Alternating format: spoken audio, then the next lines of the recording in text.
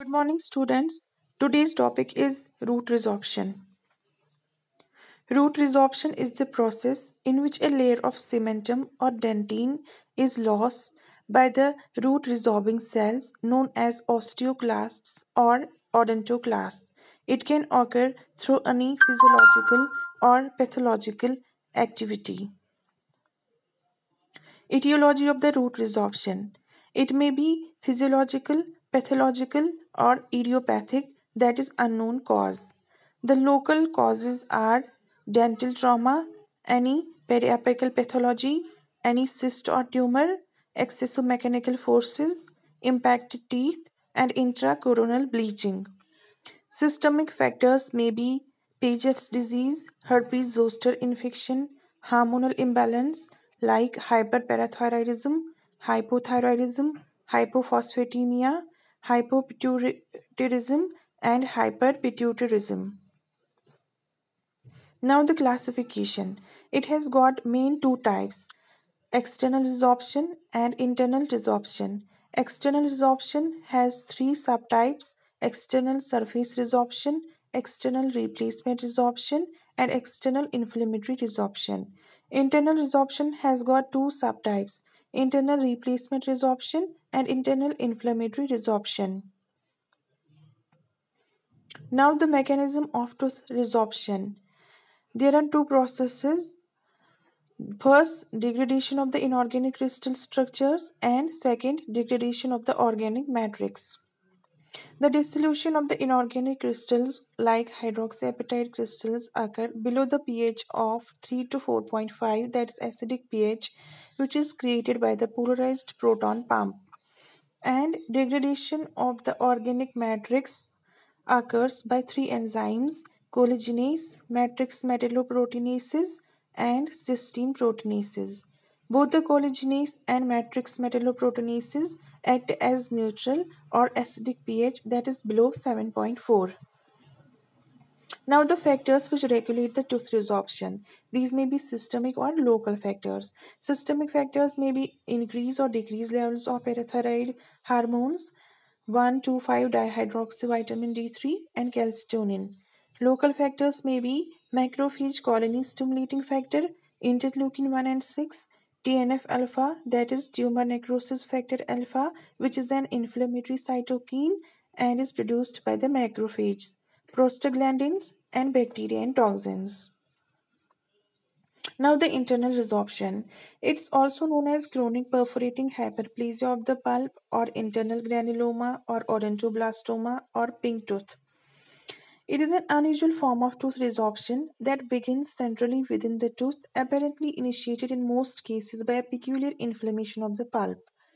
Its etiology may be long-standing chronic inflammation of the pulp or caries-related pulpitis, any traumatic injury, iatrogenic causes like preparation of the tooth for crown, deep restorative procedures, application of heat over the pulp, pulpotomy using calcium hydroxide, or idiopathic.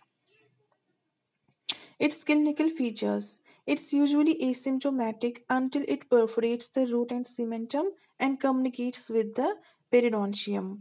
It most commonly occurs in maxillary central tooth. It spreads rapidly in primary teeth, and pathognomic feature is the pink spot appearance of the tooth, which represents the hyperplastic vascular pulp tissue showing off through the crown of the tooth. It has got two types: root canal replacement resorption and internal inflammatory resorption. First is the root canal replacement resorption. There is resorption of the dentine and subsequent deposition of the hard tissues that resemble the bone or cementum or osteodentine but not dentine. Its etiology may be trauma, extreme heat to tooth, chemical burns during pulpotomy. Radiographic features: there is enlargement of the root canal space, and histopathologically, osteodentine type of tissue is found in place of pulp. Second is the internal inflammatory resorption. That form of internal resorption in which progressive loss of dentine is present without the deposition of any form of hard tissue. Its etiology may be long-standing injury leading to the chronic pulp inflammation or sudden trauma to the tooth. Its radiographic features, it presents round or ovoid radiolucent area in the central portion of the tooth with smooth, well-defined margins. Histopathologically, it shows chronic inflammatory reaction and resorption lacunae occupied by the odontoclastes. Now, the differential features of internal and external resorption. First, radiographic features. In internal resorption, there is enlargement of root canal, which is well demarcated and large ballooning area of the resorption. And in external resorption, there is ragged area on the side of the root. In internal resorption, the lesions appear close to canal even if angulation of the radiograph change, and in external resorption, the lesion move away from the canal. In internal resorption, the outline of the canal appears distorted, while as it is normal in external resorption. In internal resorption, the root canal and resorptive defect appears continuous, and in external resorption, root canal can be seen running through the defect. In internal resorption, the bone is not involved, and in external resorption, bone is always involved. Now, pulp testing. Internal resorption commonly occurs in teeth with vital pulp, so gives positive response to pulp, and external resorption involves commonly infected pulp space, so the negative response to pulp test. Pink tooth, pathogenomic feature of the internal resorption, represents the hyperplastic vascular pulp, and pulp is non-vital in external resorption, so the granulation tissue which produces pink spot is not present. Now, the management of the internal resorption. If it is without perforation, then we can treat it endodontically. And if it is present with perforation, then we can treat it non surgically with calcium hydroxide and surgically by surgical flap, root resection, intentional replantation. Now, second type is the external root resorption. It's initiated in the periodontium and it affects the external or lateral surface of the root. Its types are surface resorption, external inflammatory root resorption, and replacement resorption. First is the surface resorption. Common, which shows superficial resorption lacunae repaired with new cementum. These lacunae are called surface resorption. It's associated with trauma to the teeth. It's the least destructive type of resorption. It's not detectable radiographically, and there is no clinical treatment available. Second is the external inflammatory root resorption. It's the most common and most destructive. It's caused by the presence of infected or necrotic pulp tissue. Its etiology may be injury or irritation to the periodontal tissues, trauma which leads to pulpal necrosis, orthodontic tooth movement, or avulsion and luxation injuries.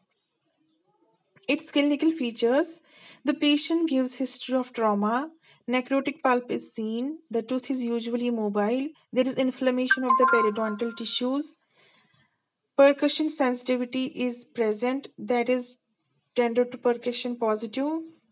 Pocket formation may or may not be present. Radiographically, there is bowl-like radiolucency with ragged irregular areas on the root surface. Treatment: removal or reduction of the source of infection, appropriate periodontal care, and if the infection is in pulp, then RCT, including a calcium hydroxide dressing. You can see here the bowl-shaped resorption cavities in root surface in external inflammatory root resorption. Last is the replacement resorption. It's similar to ankylosis.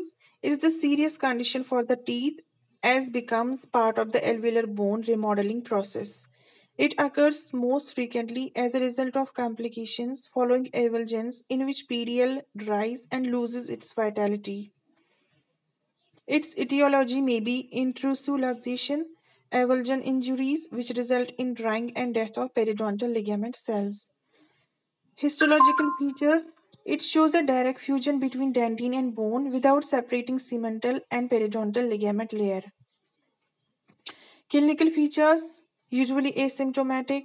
There is incomplete alveolar process development, immobility of the affected tooth, and distinct metallic sound on percussion. Treatment, there is no treatment available, but we can slow the resorptive process by treating the tooth surface with fluoride solution prior to the replantation. Thank you. Have a nice day.